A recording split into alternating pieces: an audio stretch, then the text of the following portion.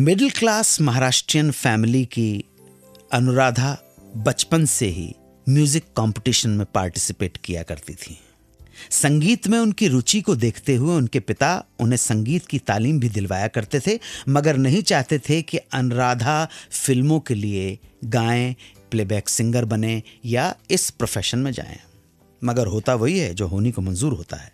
पिता तो नहीं चाहते थे अनुराधा फिल्मों में गाए, मगर अनुराधा की शादी हो गई अरुण पौडवाल से, जो एसडी बर्मन को असिस्ट किया करते थे। शादी के समय अनुराधा संगीत प्रोग्रामों में गाया करती थी। पति अरुण पौडवाल फिल्म लाइन में जरूर थे, मगर लता और आशा जैसी सिंगर्स के सामने अनुराधा में इतना पोटेंशियल नहीं देखते थे कि उन्हें एज ए सिंगर प्रमोट करते। हाँ, डमी सिंगर के तौर पर जरूर अनुराधा से कभी कभार गवा लिया करते थे। परिस्थितियों को देखते हुए अनुराधा के मन में भी कभी ऐसी कोई इच्छा नहीं जागी।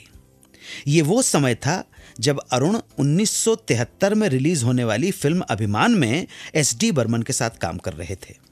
एसडी बर्मन को फिल्म के एक सीन के लिए लता की आवाज में एक शंकर का श्लोक रिकॉर्ड करवाना था, जिसे अमिताभ पहली बार जया भादुड़ी के इंट्रोडक्शन से पहले उनकी आवाज में सुनते हैं।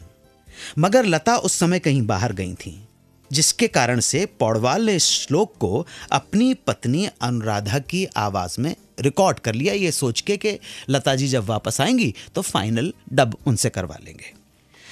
रिकॉर्डिंग के समय जब अरुण ने अनुराधा की आवाज में इस श्लोक बर्मन दा को सुनाया तो उन्हें अनुराधा की आवाज इतनी अच्छी लगी कि उन्होंने इस श्लोक को उसी आवाज में फिल्म में रखने का निर्णय ले डाला। अनुराधा पौडवाल का रिकॉर्डिंग का ये पहला अनुभव था। रिकॉर्डिंग के टाइम वो बहुत डरी हुई थीं।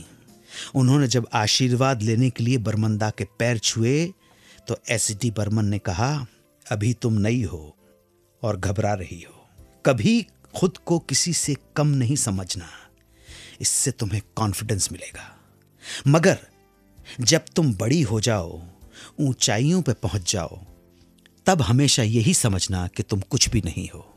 दादा के ये अमृत वचन अनुराधा ने हृदय में उतार लिए और कॉन्फिडेंस के साथ श्लोक रिकॉर्ड किया।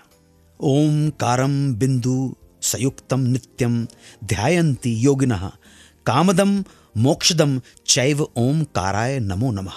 इसके बाद उन्हें जयदेव, कल्याण जी आनंद जी, लक्ष्मीकांत प्यारेलाल जैसे म्यूजिक डायरेक्टर्स ने मौका दिया और उनके करियर को दिशा मिल गई।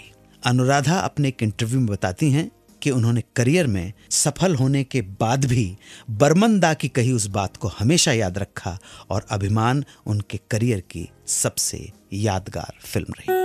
92.7 बिग FM पर आप सुन रहे हैं रेडियो का number 1 show Suhana suffer with Anu Kapoor.